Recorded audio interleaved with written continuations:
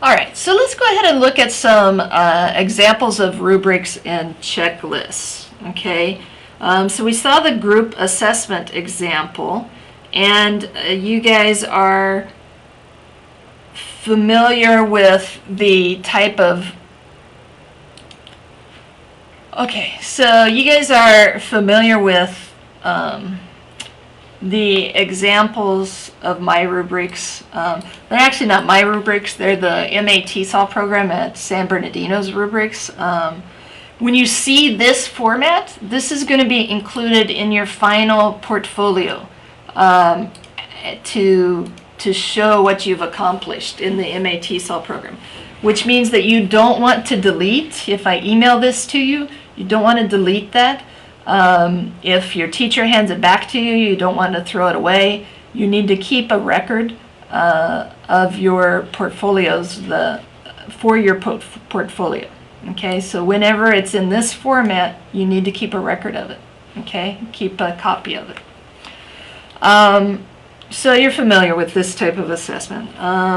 Let's look at some other assessment examples. So this is an oral assessment example, and it's just a simple little checklist, all right, where you are checking their spoken grammar, and are they able to form sentences, are they using past tense, future tenses, they form simple sentences, complex sentences.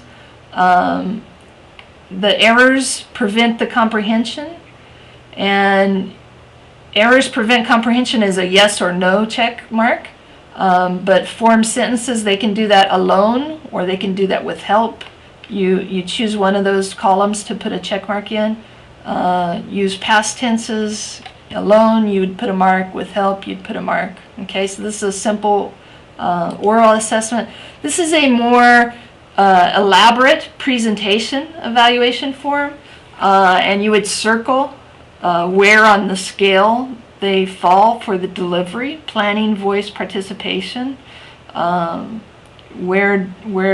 what's their skill level, visual aids, did they use visual aids, are they organized, what's the quality of the accuracy and creativity, was there teamwork involved. Okay, so this is an example, oral assessment example.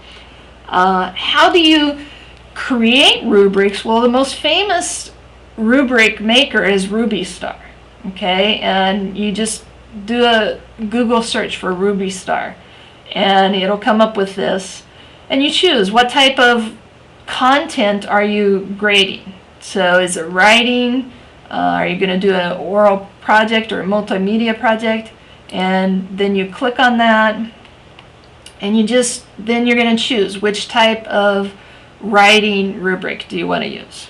Okay, and I can show you when you download it. You can download it as a Microsoft Excel file. So this is actually a Microsoft Excel file that was downloaded. I downloaded.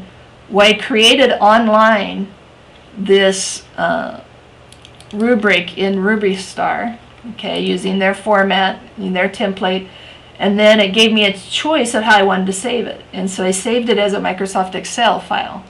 And it has up here I put how many points are available for this column, how many points for this column, okay? In each box, you can either accept what Rubistar puts there, or you can change it. So word choice, the 5 senses, word choice I think was there, and I came up on Excel and I typed in 5 senses up in this box, which is where you type in. And so then I had to write this, and I go up here, and a writer uses all 5 senses of words, hearing, seeing, so I've taught them the 5 senses. The writer uses 3 or 4 senses, then that falls in this column. Down here, sentence structure, most sentences are well constructed.